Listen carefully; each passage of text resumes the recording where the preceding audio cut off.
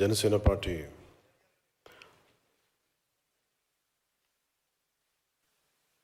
నిర్మాణ సారథుల సమాచార సేకరణ కమిటీ కార్యాచరణ సమావేశానికి వచ్చేసిన జనసేన పార్టీ సీనియర్ నాయకులు, మంత్రులు, ఎమ్మెల్యేలు, పరిశీలకులు, సీనియర్ నాయకులు, సాధక్స్ అందరికీ నా హృదయపూర్వక నమస్కారాలు.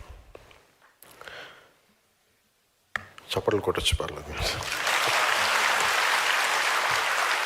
ఏది సందేహంతో చేయకండి, నిస్సందేహంగా చేయండి.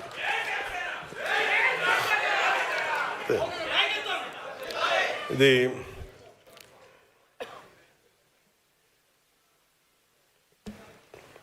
గత సంవత్సరం మన 12.5 లక్షలు ఉన్న జనసేన పార్టీ సభ్యత్వం ఈ సంవత్సరం దాదాపు 22 లక్షలకి చేరింది. అంటే అందరూ క్షేత్రస్థాయిలో బలంగా జనసేన పార్టీని ప్రజల్లోకి తీసుకెళ్లారు. కాకపోతే ఇది నేను ఒక్కడే మాట్లాడితే సరిపోదు, మీరందరూ నన్ను నమ్మి పార్టీని ముందుకు తీసుకెళ్లారు. కాబట్టి ఈ ఒక్కడితో మొదలైన ఈ పార్టీ ఈరోజు 22 లక్షల మంది ఉద్యమీలతోటి చాలా ఒక బలమైన సమూహంగా తయారైంది.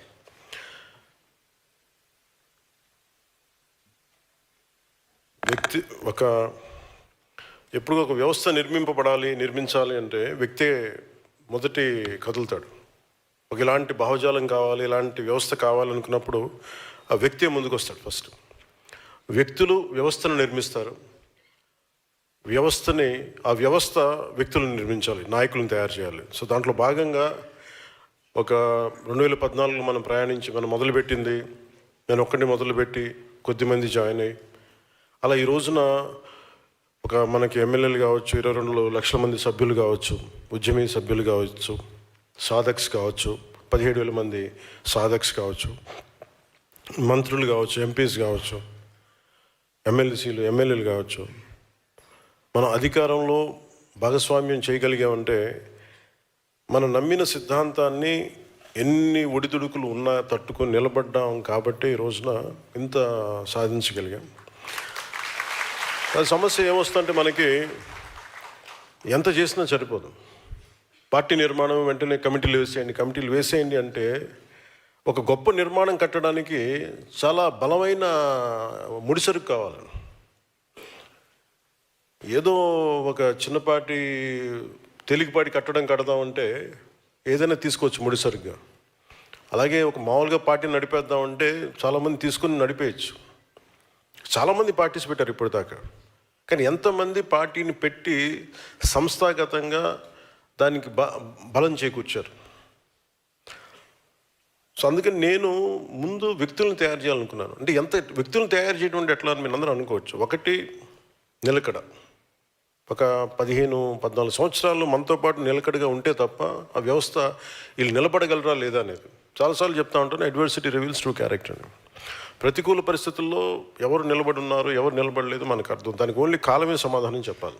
సో కాల పరీక్షలను తట్టుకొని ఈ రోజున మీరు అందరూ ఉన్నందుకు నాకు చాలా ఆనందంగా ఉంది. మొన్న మా సోదరులు నాగబాబు గారు కూడా చెప్తా, నేను ముందు మన ఢిల్లీలో మాట్లాడుతా ఏమన్నాను, ఢిల్లీలో ఏమన్నా కాదు, నమ్మలేదు మావాడు అన్నావు కదా. అంటే తను బాగా పొలిటికల్ ఫిలాసఫీ చదువుకున్నాడు, సోషలిజం గురించి అవగాహన ఉన్నవాడు, లాయరు, మద్రాస్ బార్లో లా మెంబర్గా ఉన్నాడు. సో తనకి చాలా ఖచ్చితమైన అభిప్రాయాలు ఉంటాయి. కానీ అలాంటిది వీడు పార్టీ పెడుతున్నాడంటే ఆల్రెడీ ఒకసారి నలుగున్నాం, దెబ్బతిన్నాం, వీడు ఎలా అంటే కేవలం మన బ్రదర్గా నలిగిపోతాడేమో ఒక భయం, వీటన్నిటికీ ఒక చిన్న అపనమ్మకం కూడా కాదు. అది ఒక జాగ్రత్త, ఒక భయం తమ్ముడి మీద కాదు. అది అన్నకు ఉండాల్సిన ప్రేమ లక్షణం కింద చూస్తాం తప్ప అది అనేది అపనమ్మకం కాదు. కానీ ఎలా సాధిస్తాడనేది ఉంటుంది. అలాగే చాలామందికి ఉండింది, అన్నయ్యకి ఉన్నట్టుగా, నాబాబు గారికి ఉన్నట్టుగా చాలామందికి ఉండింది. ఎలా వెళ్తాడు ముందుకి, వీడికి అవగాహన లేదు వీడికి అనుకుంటాను. అంటే నది మొదలుపెట్టినప్పుడు, దాని గంగా ప్రవాహం మొదలుపెట్టినప్పుడు చిన్న ధార కిందే ఉంటుంది. అది ఎన్ని మలుపులు తిరిగి ఎన్ని ఎన్నిటితో కలుపుకొని ముందుకెళ్తే అది మహాప్రవాహం అయిపోతుంది. అలాగే జనసేన నేను మొదలుపెట్టినప్పుడు నా నమ్మకం ఏంటంటే ఇది ఒక రోజున మహాప్రవాహం అవ్వాలని.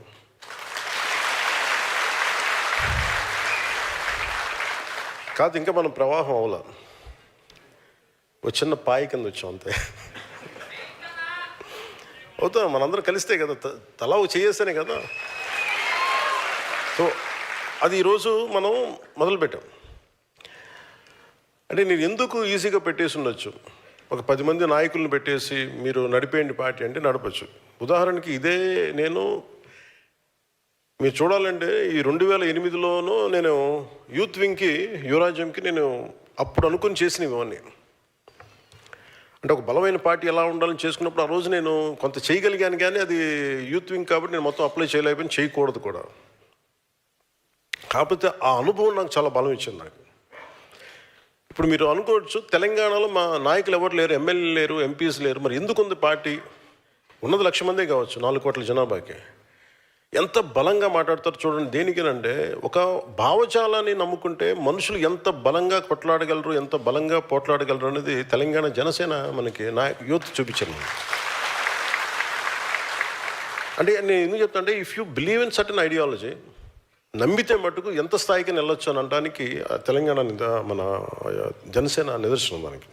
ఇంకా అలాంటిది మనకి నమ్మారు కాబట్టి ఈరోజు ఇంతమంది ఎమ్మెల్యేలు ఎంపీలు ఇచ్చారు. ఓడిపోయిన తర్వాత కూడా నిలబడ్డారంటే దానికి ఆంధ్రప్రదేశ్కి నేను మన జనసేనకి నిలబడ్డ మద్దతుదారులకి, మన జన సైనికులకు కావచ్చు, మన వీర మహిళలు కావచ్చు, నాయకులకి, ప్రతి ఒక్కరికి నిలబడ్డ ప్రతి ఒక్కరికి పేరు పేరున ధన్యవాదాలు తెలుపుకున్నాను.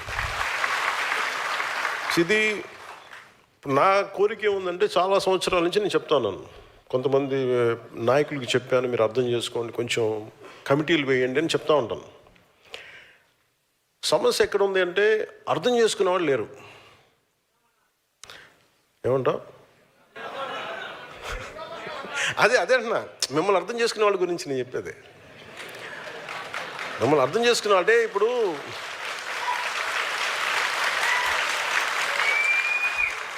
నాకు తెలుస్తుంది కదా, ఒక పార్టీ నడుపుతున్నాం అంటే ఎవరి మూలంగా నడుపుతున్నావు నాకు తెలుస్తుంది కదా. నాకు అర్థం అవ్వకుండా ఎందుకు వస్తాను? నేను నలిగినోడిని కదా, నేను యువరాజ్యంలో నేను నలిగినోడిని, ఈ క్షేత్రస్థాయిలో పనిచేసినోడిని, గుర్తింపు ఏం కోరుకోలేదు, బాగుండాలి దేశం అనేది.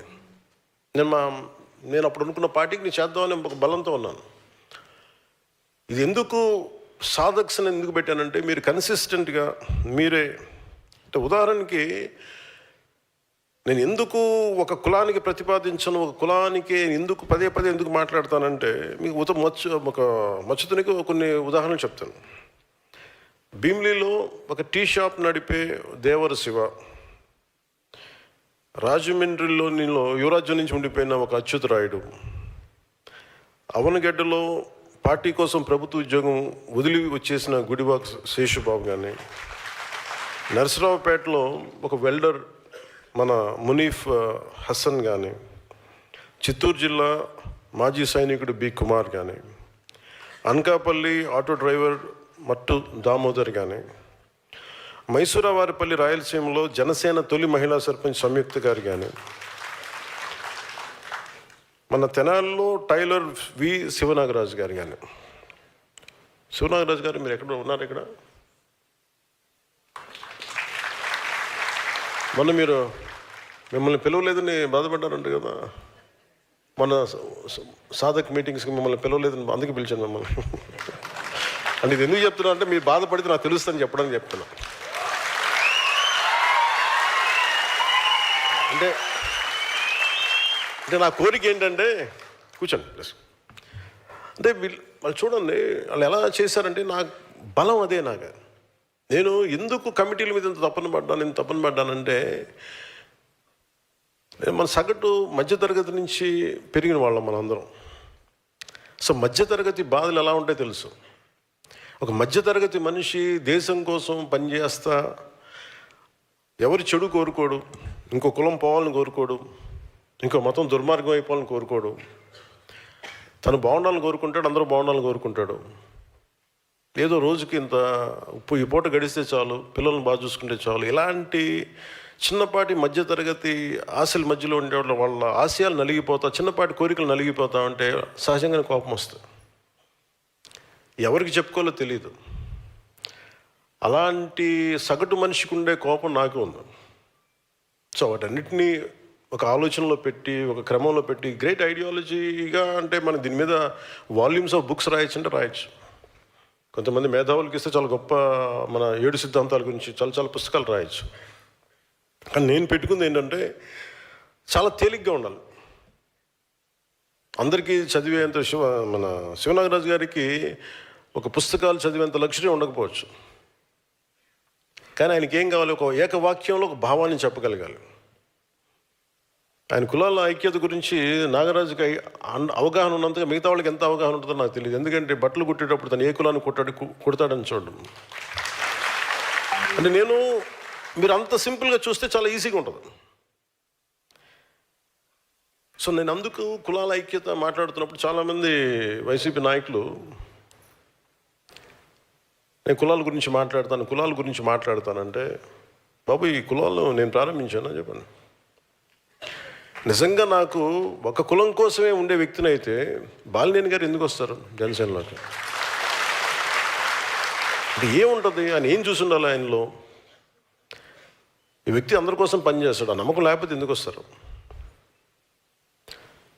నాకు ఇది నా తపన ఏంటి, నా ప్రయత్నం ఏంటంటే ఎప్పుడు కూడా నాకు వైసీపీ పార్టీ కూడా నాకు వ్యక్తిగతంగా నాకు వాళ్ళు ఎవరితో శత్రుత్వం లేదు. నాకు వాళ్ళు ఎవరితో నాకు కోపాలు ఉండవు వాళ్ళ మీద.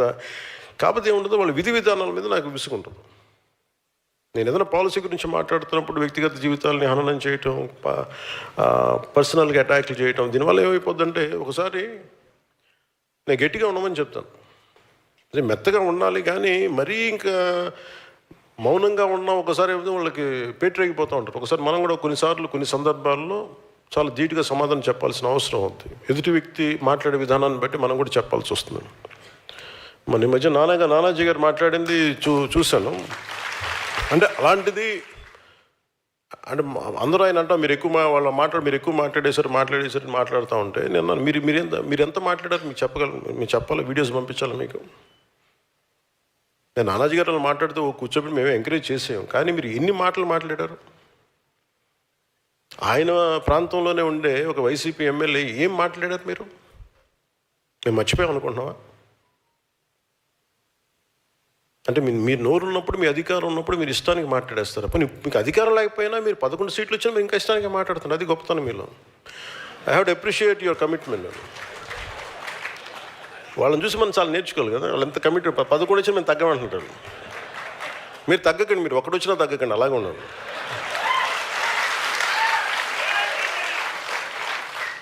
మీరు ఒకటి వచ్చినా తగ్గదు, అలా బలంగా ఉండండి. మిమ్మల్ని తగ్గమని ఎవడు చెప్పాడు? మీరు కరిగిపోండి, అయినా కానీ తగ్గకండి. అంటే ఎక్కడ ఎమోషనల్గా నేను కూర్చోబెట్టండి. పొలిటికల్ ప్రాసెస్లో కొన్ని భావాలను చెప్తాం, పాలసీల గురించి మాట్లాడతాం. వాళ్ళ వైసీపీ నాయకుడిని తగ్గించాలని ఎందుకు అనుకుంటాను? మీరు ఇష్టారాజ్యంగా మాట్లాడేసి గౌరవ ముఖ్యమంత్రి చంద్రబాబు గారి మిస్సెస్ గురించి మాట్లాడేసి ఇష్టారాజ్యంగా మాట్లాడి అసలు మేమేం మాట్లాడదు. మీరు ఇప్పుడు సడన్గా కూర్చోబెట్టి మీరు మహానుభావుల్లో అయిపోయాం మేమందరం ఇష్టానికి తిట్టేసి ఒక 10-12 సంవత్సరాలు సడన్గా మీకు రియలైజేషన్ వచ్చింది. ఈ రోజున మీకు సరే ఈ రియలైజేషన్ మీకు ఎంత వస్తుందో నేను చూస్తాను, సంతోషం. మీరు రియలైజ్ అయ్యి మమ్మల్ని ఏం అనకూడదు అనుకుంటే అసలు మా పార్టీ నిర్మాణానికి బాగుండదు. మా వాళ్ళంతా మిమ్మల్ని తిట్టడం మానేసి మా పార్టీలో మా శివను మా దేవర శివ గురించి మా మునీర్ హసన్ గురించి మేము ఎత్తుకుంటాం. వాళ్ళ నాయకులు తీసుకునే బాధ్యతలు మేము ముందుకెళ్తాం. మీరు తిట్టడం ప్రారంభిస్తే మేము మా వాళ్ళని ఎత్తుకోవడం మానేసి మీకు బదులు ఇవ్వడం టైం అయిపోతుంది మాకు. సో మీరు తిట్టకపోతే ఖచ్చితంగా మేము బలపడతాం, సంతోషం. లేదు మీరు తిడతానంటే కూడా మిమ్మల్ని తిట్టి మేము బలపడతాం. ఏదైనా మేము బలపడటం guarantee. Choice is yours. So నేను నాయకులకి నేనే బాధ్యత తీసుకున్నాను.